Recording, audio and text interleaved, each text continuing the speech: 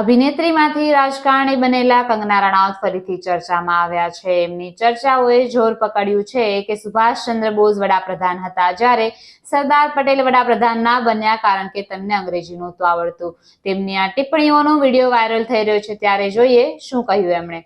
નમસ્કાર, હું છું હિમાની, આપ જોઈ રહ્યા છો new Gujarati news.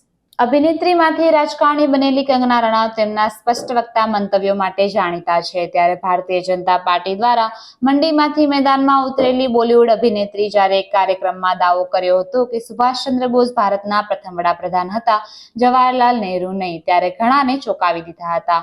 ઇન્ટરવ્યુની clip social media પર વાયરલ થઈ છે, જ્યાં તેણી કહે છે કે પહેલા મને સ્પષ્ટતા આપો કે જ્યારે આપણે આઝાદી મેળવી ત્યારે ભારતના પ્રથમ વડાપ્રધાન સુભાષચંદ્ર બોઝ ક્યાં ગયા. ઇન્ટરવ્યુઅર દ્વારા તેમને સુધારવાના પ્રયાસો કરવા છતાં તેમણે આગ્રહ કર્યો કે ના, કૃપા કરીને મને સ્પષ્ટતા આપો કે તેઓ ક્યાં ગયા. તેમના વિડીયો પર લોકોએ કમેન્ટ કરીને પ્રશ્નો પૂછ્યા છે કે તેઓ કઈ યુનિવર્સિટીમાંથી ભણ્યા છે. સાથે જ તેમણે એ પણ જણાવ્યું છે કે બીજેપી યુનિવર્સિટીમાંથી ભણતા હોય તો આવું જ થાય.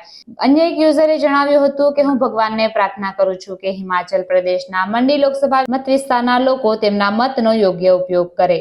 આવો જોઈએ આ ક્લિપ કે જેમાં કંગના રણાવત શું કહે છે. आज क्लियर करने दीजिए.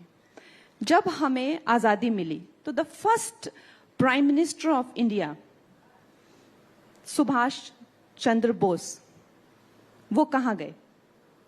वो तो प्राइम मिनिस्टर नहीं थे. આવી જ લેટેસ્ટ અને અવનવી ન્યૂઝ માટે જોડાયેલા રહો ન્યૂ ગુજરાતી ન્યૂઝ પર.